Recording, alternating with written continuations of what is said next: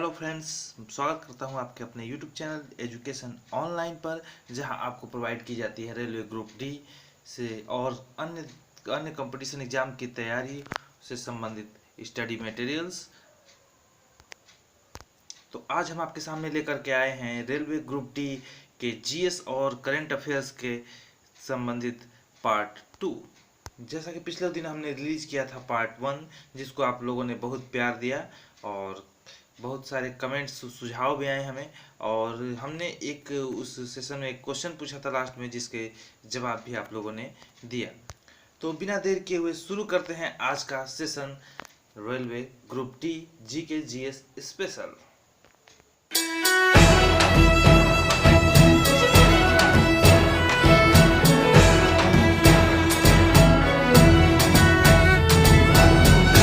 किस railway station का नाम बदल करके पंडित दीनदयाल उपाध्याय रख दिया गया है? तो जिसके ऑप्शंस थे, पहला अहमदाबाद, दूसरा आजमगढ़, तीसरा मुगलसराय और चौथा मुजफ्फरपुर। तो इसका सही उत्तर हो जाएगा ऑप्शन सी, मुगलसराय। तो इसको बहुत सारे लोगों ने सही उत्तर दिया था। तो बढ़ते हैं अपने अगले क्वेश्चन की तरफ। बहुत ही इंपॉर्टेंट प्रश्न है, वेरी वेरी इंपॉर्टेंट क्वेश्चन है ये। भारतीय स्टेट बैंक के प्रबंध निदेशक कौन है? प्रबंध निदेशक से आशय है सीईओ।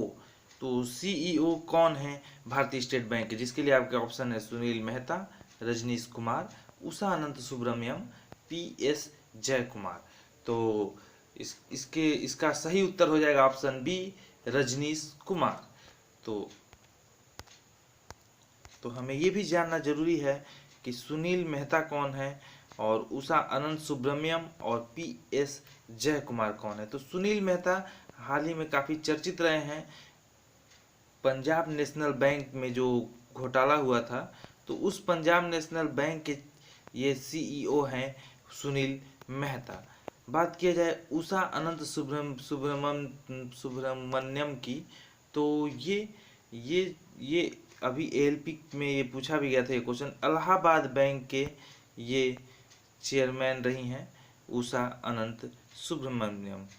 बात किया जाए दूसरे ऑप्शन डी की, जो पीएस जयकुमार, तो पीएस जयकुमार जो हैं वो बैंक ऑफ बड़ौदा के चेयरमैन रहे हैं, बैंक ऑफ बड़ौदा के चेयरमैन है। तो इस सवाल का ऑप्शन कि भारतीय स्टेट बैंक के प्रबंध निदेशक कौन थे, तो इसका उत्तर हो जाएगा रजनीश कुमार, जो कि भारतीय स्टेट बैंक के सीईओ हैं। बढ़ते हैं हम अपने अगले प्रश्न की तरफ, क्वेश्चन नंबर 3। तो क्वेश्चन नंबर 3 हमारा क्या कहता है कि वर्तमान मुख्य चुनाव आयुक्त कौन है? मुख्य चुनाव आयुक्त मतलब चीफ इलेक्शन कमीशन, सीईसी, कौन है? तो वर्तमान इसके लिए ऑप्शन हमको दिया गया है, option A Rajiv Jain, option B Deepak Mishra, option C Om Prakash Rawat और ऑप्शन डी लालजी टंडन। तो बात करें तो इसका सही उत्तर हो जाएगा ऑप्शन सी, ओम प्रकाश रावत। तो ओम प्रकाश रावत हमारे वर्तमान में मुख्य चुनाव आयुक्त हैं। बात कर ली जाए ऊपर दिए गए और 3 ऑप्शंस की, तो राजीव जैन जो कि वर्तमान में डायरेक्टर हैं, गुप्तचर ब्यूरो के डायरेक्टर हैं। दीपक मिश्रा जो कि हम सभी जानते हैं काफ़ी इंपॉर्टेंट है हमारे एग्जाम पॉइंट ऑफ व्यू से, ये जो CJI हैं यानी कि चीफ जस्टिस ऑफ इंडिया, मुख्य न्यायाधीश हैं हमारे अभी वर्तमान में दीपक मिश्रा। ओम प्रकाश रावत जो कि मुख्य चुनाव आयुक्त हैं। लालजी टंडन ये बिहार के गवर्नर हैं, अभी हाल ही में बदले गए हैं, तो काफ़ी इंपॉर्टेंट हो जाते हैं हमारे परीक्षा के व्यू से। तो बिहार के गवर्नर हैं लालजी टंडन। अपने बढ़ते हैं हम अपने अगले प्रश्न की तरफ, क्वेश्चन नंबर 4। सिक्किम के गवर्नर कौन है? तो इसके लिए हमें ऑप्शन दिए गए हैं, option A Anandiben Patel, option B Satyapal Malik, option C OP Kohli और ऑप्शन डी गंगा प्रसाद। तो इसके लिए सही उत्तर हो जाएंगे ऑप्शन डी गंगा प्रसाद। तो गंगा प्रसाद सिक्किम के गवर्नर हैं वर्तमान में, ये भी हाल ही में बदले गए हैं। तो बात कर लेते हैं और सब ऑप्शंस की। तो जैसा कि हम जानते हैं आनंदीबेन पटेल जो कि पूर्व में गुजरात की सीएम रही हैं, उनको मध्य प्रदेश का गवर्नर बनाया गया है, लेकिन हाल ही में उनको एक अतिरिक्त प्रभार भी दिया गया है, जिसमें उनको छत्तीसगढ़ का भी गवर्नर का पद अतिरिक्त प्रभार दिया गया है। तो और बात करते हैं तो ओपी कोहली के, तो ओपी कोहली गुजरात में अभी वर्तमान में गवर्नर हैं, ओपी कोहली। गंगा प्रसाद तो जो है सिक्किम के हैं ही। सत्यपाल मलिक जो कि जम्मू कश्मीर के वर्तमान में गवर्नर हैं, सत्यपाल मलिक। तो बढ़ते हैं अपने पांचवें क्वेश्चन के पास। तो पांचवा क्वेश्चन बहुत ही इंपॉर्टेंट क्वेश्चन है, फ्रांस की राजधानी कहाँ है? तो फ्रांस, हाल ही में मोदी जी ये फ्रांस का दौरा भी किए थे, तो फ्रांस की राजधानी कहाँ है? तो अब इसके लिए ऑप्शन दिए गए आपको, ए बर्लिन, बी रोम, सी लिस्बोन और डी पेरिस। तो जिसका सही जवाब हो जाएगा ऑप्शन डी पेरिस। फ्रांस की राजधानी कहाँ है? पेरिस है। तो बात कर लेते हैं बाकी अन्य तीन ऑप्शंस की। तो बर्लिन जो हमारा है वो जर्मनी की राजधानी है, बर्लिन जर्मनी की राजधानी है। और रोम इटली की राजधानी है, रोम।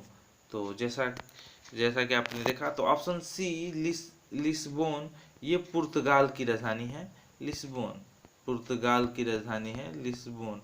तो और बात कर लेते हैं, राजधानी हो गई इन सभी देशों की करेंसी की।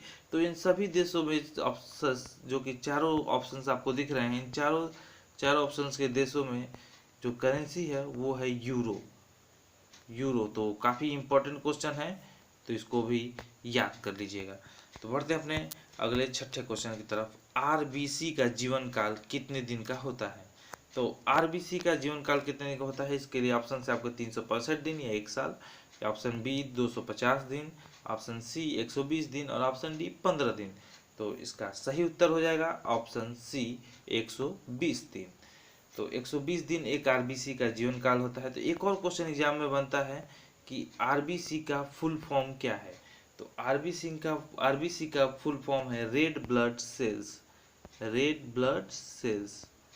जो कि आरबीसी का फुल फॉर्म है। रेड ब्लड सेल्स आरबीसी का फुल फॉर्म है, जिसे हिंदी में हम कहते हैं लाल रक्त कोशिकाएं। आरबीसी से और भी कई क्वेश्चन। तो आरबीसी का काम क्या है? तो आरबीसी का काम होता है शरीर के विभिन्न अंगों की कोशिकाओं में ऑक्सीजन को पहुंचाना, ये आरबीसी का काम होता है। तो और एक क्वेश्चन बन जाता है कि क्या आरबीसी में केंद्रक पाए जाते हैं? कई बार ऐसे भी क्वेश्चन ऑप्शन में दे देता है कि क्या आरबीसी में केंद्रक पाए जाते हैं? तो बिल्कुल नहीं, आरबीसी में केंद्रक नहीं पाए जाते हैं।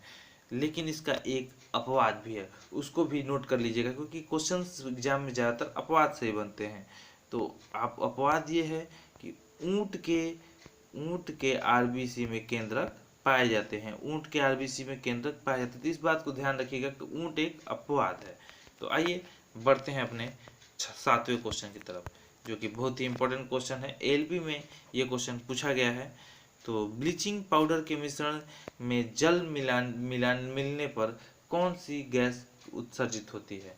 तो ब्लीचिंग पाउडर में जल यानी कि H2O मिलाने पर कौन सी गैस उत्सर्जित होती है? तो इसके लिए ऑप्शन है आपके oxygen, option B carbon dioxide, option C nitrogen और ऑप्शन डी क्लोरीन। तो जिसका सही उत्तर हो जाएगा ऑप्शन डी क्लोरीन। तो जब भी ब्लीचिंग पाउडर में जल मिलाया जाता है, H2O मिलाया जाता है, तो क्लोरीन गैस का उत्सर्जन होता है। आइए देखते हैं अपने क्वेश्चन नंबर 8 पे चलते हैं। तो क्वेश्चन नंबर 8 है कि यदि किसी व्यक्ति को वजन पृथ्वी पर 60 केजी है और उसका वजन, तब बताना है कि उसका वजन चंद्रमा पर कितना होगा। तो इसके लिए ऑप्शन 1 है 10 KG, option B 30 KG, option C 60 KG और ऑप्शन डी 80 केजी।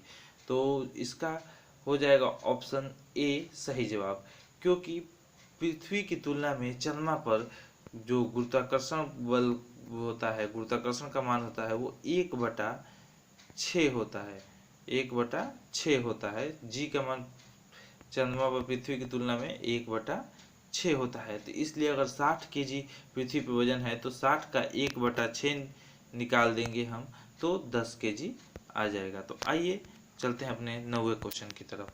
तो 9वां क्वेश्चन है बहुत ही इंपॉर्टेंट क्वेश्चन। तो ये कई बार रेलवे के एग्जाम्स में आ चुकी है ये प्रश्न। तो सूर्य की ऊर्जा का कारण क्या है? तो आप देखे होंगे अगर कोई भी चीज़ जलती है तो उसमें ऊर्जा लगता है, तो ऊर्जा की क्षति होती है।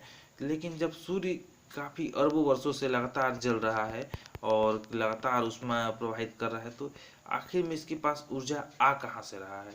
तो इस पे जो वैज्ञानिकों ने अध्ययन किया, तो इसमें एक क्रिया होती है जिसे हम कहते हैं नाभिकीय संलयन। नाभिकीय संलयन की क्रिया होती है सूर्य में, इसलिए यहाँ पे ऊर्जा मिलती रहती है हमेशा। तो सूर्य में के ऊर्जा का कारण क्या है? नाभिकीय संलयन। तो आइए बात करते हैं नाभिकीय विखंडन। नाभिकीय विखंडन परमाणु बम बनाने में नाभिकीय विखंडन का उपयोग होता है। तो हमारे इस प्रश्न का उत्तर रहा ऑप्शन बी, नाभिकीय संलयन। चलते हैं अपने 10वें प्रश्न की तरफ। तो 10वां प्रश्न हमारा ये है कि कार्डियोग्राम की मदद से क्या मापते हैं। 1 नंबर का ये प्रश्न आप फिक्स कर लीजिए कि कार्डियोग्राम की मदद से हम क्या मापते हैं। तो कार्डियोग्राम, इसके लिए ऑप्शन ए है आपका सुइयों की गति, ऑप्शन बी हृदय की गति, ऑप्शन सी दूध का घनत्व और ऑप्शन डी भूकंप की तीव्रता। तो इसका सही उत्तर हो जाएगा ऑप्शन बी, हृदय की गति। तो आइए बात कर लेते हैं, तो आखिर में सुइयों की गति किससे मापी जाती है। तो सुइयों की गति हमारी जो मापी जाती है उसे बोलते हैं गैरोस्कोप। गैरोस्कोप से सुइयों की गति मापी जाती है। तो गैरोस्कोप से सुइयों की गति को हम मापते हैं। हृदय की गति कार्डियोग्राम से मापते हैं। दूध का घनत्व मापने के लिए हम लैक्टोमीटर का प्रयोग करते हैं। दूध का घनत्व हम लैक्टोमीटर की मदद से दूध का घनत्व को हम मापते हैं। भूकंप की तीव्रता रिक्टर स्केल पर मापी जाती है। तो जिस यंत्र से मापी जाती है उसे कहते हैं सिस्मोग्राफ। सिस्मोग्राफ द्वारा भूकंप की तीव्रता मापी जाती है। तो आज का ये हमारा पार्ट 2 रहा जीएस और जीए का। उम्मीद करता हूँ आपको बहुत पसंद आया होगा। So please like and share and subscribe our channel education online. Thank you.